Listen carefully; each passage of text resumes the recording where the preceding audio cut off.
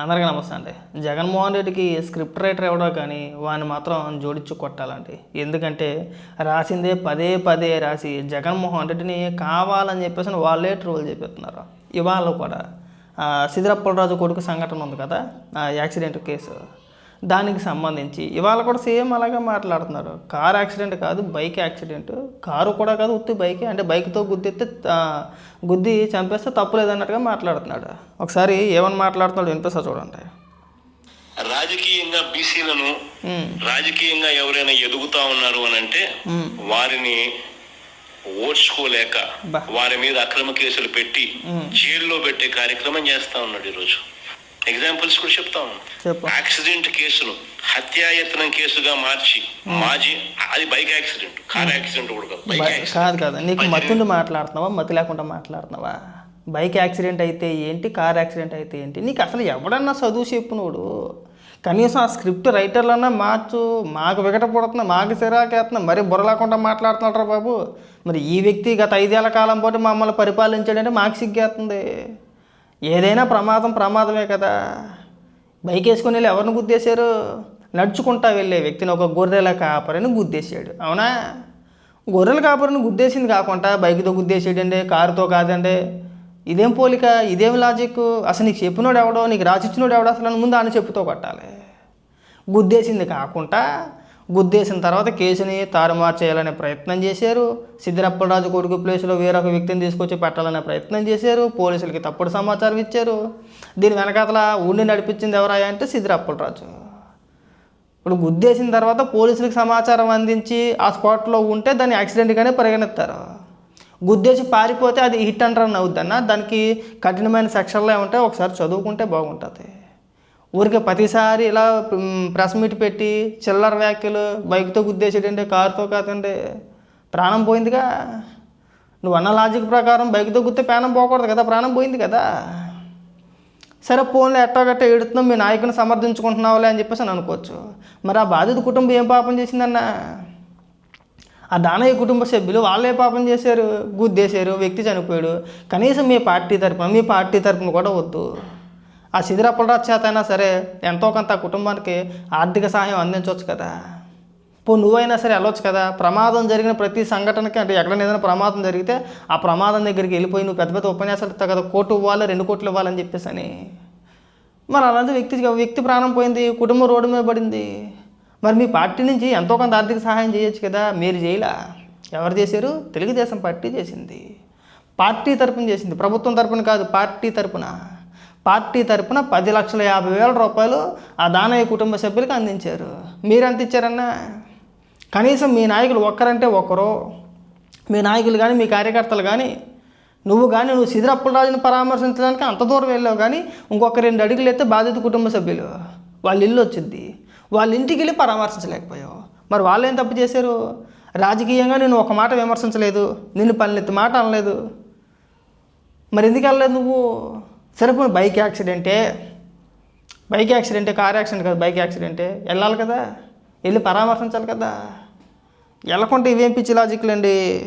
పిల్లాడు తన కొడుకు ఒక బైక్ యాక్సిడెంట్, హత్యాయత్నము కేసు కింద దాన్ని మార్చి కుట్ర కోణం దానికి యాడ్ చేసి మాజీ మంత్రి మత్స్యకార సామాజిక వర్గానికి వద్దన్న. అన్నింటిలోనే కులాలు తీసుకొస్తే సిరాగ్గా ఉంటుందన్న. ఆ కారుమూరి నాగేశ్వరరావు అన్నాడు 28 కోట్ల రూపాయలు తినేసాడు.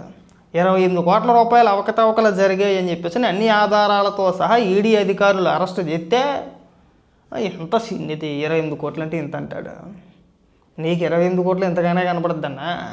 రూపాయి కాదు పాపాయి కాదు, 28 కోట్లు అంటే ఎంత అంట. అంటే వీళ్ళ నాయకుల్ని సమర్థించుకోవడం విచిత్రంగా కనబడుతుంది మాకు. తప్పు చేసిన వెనకేసి రావడం కూడా అదొక జబ్బు అన్న. అది ఎవడో మార్చలేడు. ఇకపోతే వెలుగొండ ప్రాజెక్టు గురించి జగన్మోహన్ రెడ్డి మాట్లాడుతున్నాడు. ఇది ఇంకా విచిత్రం. అసలు జగన్మోహన్ రెడ్డి హయాంలో ఎక్కడి పనులు అక్కడే పెట్టి ఏ పనులు పూర్తి చేయకుండా ప్రాజెక్ట్ ఇంకా చివరి దశకు రాకముందే ప్రాజెక్ట్ని ఓపెన్ చేసేసి జాతికి అంకితం చేసేసాడు. ఇవాళ వచ్చి ఏమని మాట్లాడుతున్నాడంటే ఈ ఆగస్టు 31వ తారీఖున అనుకుంటా ఈ ప్రాజెక్ట్ని ఓపెన్ చేస్తున్నారని చెప్పేసి అని తెలిసి ఏమని మాట్లాడతాడంటే చంద్రబాబు నాయుడు గారు చేసిందో లేదు, మొత్తం నేనే చేసిందని చెప్పేసి మాట్లాడుతున్నాడు. ఒకసారి ఏమని మాట్లాడుతున్నాడు వినిపిస్తా చూడండి. వెలుగొండ ప్రాజెక్టులో ఆయన చేసింది ఏమిటి అనేది ఒకసారి హిస్టరీ ఒకసారి చూడాలి. ఒకసారి రాజశేఖర్ చేసింది ఎవరన్నా అంటే రాజశేఖర రెడ్డి గారు, తర్వాత జగన్మోహన్ రెడ్డి గారు. చంద్రబాబు నాయుడు ఏం చేసినాడు అనేది చంద్రబాబు నాయుడు ఆయనంతకు ఆయన క్వశ్చన్ చేసుకోవాలి. ఎవరెవరి హయాంలో టన్నల్ ఎంతెంత పూర్తయింది, ఎవరెవరి హయాంలో ఏ పర్సంటేజ్ ఆఫ్ టన్నల్ పూర్తయింది. చంద్రబాబు నాయుడు అనే వ్యక్తి క్రెడిట్ చోరీ తప్ప ఏదంటారు చూసినామో క్రెడిట్ వితౌట్ కాంట్రిబ్యూషన్ అంటే చంద్రబాబు నాయుడు దగ్గర నుంచి నేర్చుకోవాలి. సరే, ఒక చిన్న ప్రశ్న అడుగుతాను, సమాధానం చెప్తావన్నా?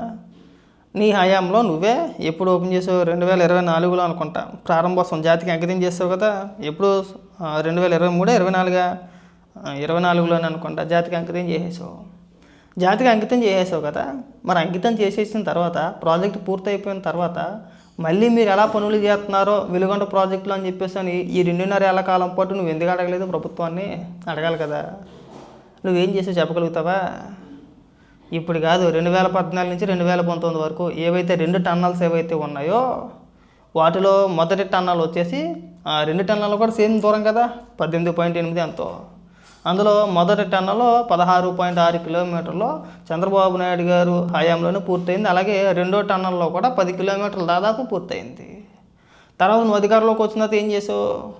కేవలం 5% పనులు కూడా మనం పూర్తి చేయలేకపోయాం. నువ్వు హయాంలో ఎంత ఖర్చు పెట్టావా దానికి? వెలుగొండ ప్రాజెక్టుకి 700 కోట్ల రూపాయలు. ఇక నేనే చేసేసానని చెప్పేసి మళ్ళీ పనికిమాల బిల్డప్ మనకి. నేను ఒక వీడియో కూడా చూపిస్తాను చూడు ఇక్కడ. ఇదిగో, నువ్వు అధికారంలో ఉండగా జూన్ నెలలో అప్పటి కలెక్టర్ అనమాట ఆ ప్రాజెక్ట్కి సంబంధించి ఒక వీడియో వైరల్ అవుతుంది. అది కూడా విను ఒకసారి. డేట్ ఎప్పుడు? 18/6/2019. అప్పటికి నువ్వు ముఖ్యమంత్రిగా ప్రమాణ స్వీకారం కూడా చేసావు. వీడియో చూడు ఒకసారి. వెలుగొండ ప్రాజెక్టుకి సంబంధించి ఏం మాట్లాడుతున్నారు విను.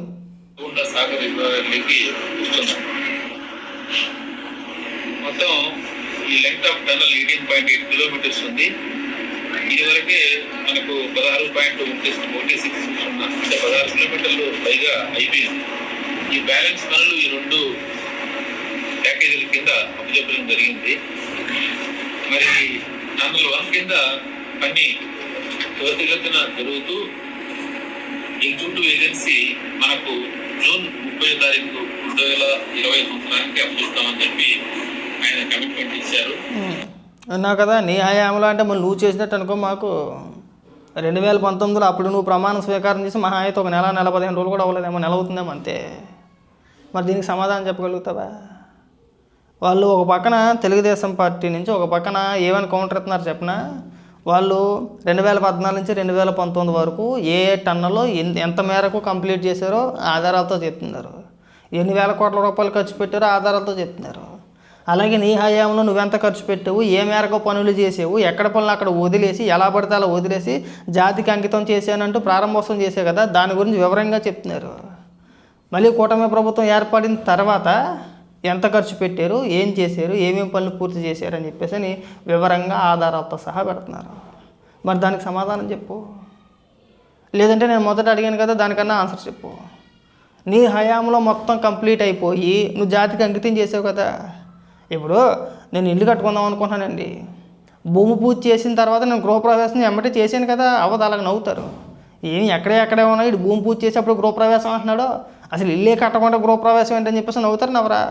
మరి నువ్వు అలాగా అసలు ప్రాజెక్ట్ కంప్లీట్ అవ్వకుండా నువ్వు ప్రాజెక్ట్ని జాతికి అంకితం ఎలా చేసావండి? ప్రాజెక్ట్ కంప్లీట్ అయిన తర్వాత కదా మనం ప్రారంభించి జాతికి అంకితం చేయాలి. చేసేపు ఓకే బాగానే ఉంది, నీ హయాంలోనే పూర్తయింది అనుకుందాం కాసేపు. మరి కూటమి ప్రభుత్వం ఏర్పడిన తర్వాత వేల కోట్ల రూపాయలు ఖర్చు పెడుతున్నారు. ఇంకా పనులు చేస్తున్నామని చెప్పేసి మనం రోజు పేపర్లో చూస్తున్నాం. నిమ్మల రామానాయుడు గారు వెలుగొండ ప్రాజెక్టుకి వెళ్తున్నారు, విజిట్ చేస్తున్నారు. ఆ వీడియోలని మనం సోషల్ మీడియాలో చూస్తున్నాం. మనం ఎంత ఖర్చు పెట్టామని చెప్పేసి వాళ్ళు పబ్లిక్గా ప్రకటనలు చేస్తున్నారు. అప్పుడైనా సరే అదేంటండి, నేను ఎప్పుడో పూర్తి చేశాను, నేను ఆల్రెడీ జాతికి అంకితం ఇచ్చేసాను, నేను జాతికి అంకితం ఇచ్చేసిన ప్రాజెక్ట్కి మీరు ఇప్పుడు పనులు చేయడం ఏంటి, మీరు డబ్బులు ఖర్చు పెట్టడం ఏంటని చెప్పేసి ఏ రోజు ఎందుకు అడగలేదు? నువ్వు అడగలవద్దా? మనకు చేత కానప్పుడు మూసుకొని ఉండాలన్నా. నువ్వు చేసేది ఉండదు, సచ్చేది ఉండదు, ఊరికే భజన తప్పితే ప్రతి దాంట్లోనూ కూడా క్రెడిట్ దొబ్బేసే ప్రయత్నాలు చేస్తూ ఉంటావు. ఎప్పుడొకప్పుడు మళ్ళీ రానున్న రోజుల్లో 10 ఏళ్ళ తర్వాత 15 ఏళ్ళ తర్వాత అమరావతి క్రెడిట్ కూడా దొబ్బేసే ప్రయత్నం చేస్తావు నువ్వు. అసలు అందులో ఎలాంటి సందేహం లేదు, నో డౌట్ అందులోని. నేను అప్పుడెప్పుడో మావిగా అన్నాను, ఆ తర్వాత అమరావతి ప్రకటించారని కూడా చెప్తాడు. అది నాలుకో లేదంటే తాటిమట్టం మాకు అర్థం కావట్లా. ఇంకెప్పుడు కూడా అన్న నువ్వు చేయని పనుల గురించి నువ్వు చెప్పుకో మాకు. అలాగే ఈ సిద్ధిరాపులరాజు కొడుకు వ్యవహారం కూడా ఇక్కడి నుంచి వదిలేస్తే బాగుంటుందన్న. నువ్వు ప్రస్తావించిన ప్రతిసారి అది గబ్బు గబ్బు అవుతుంది.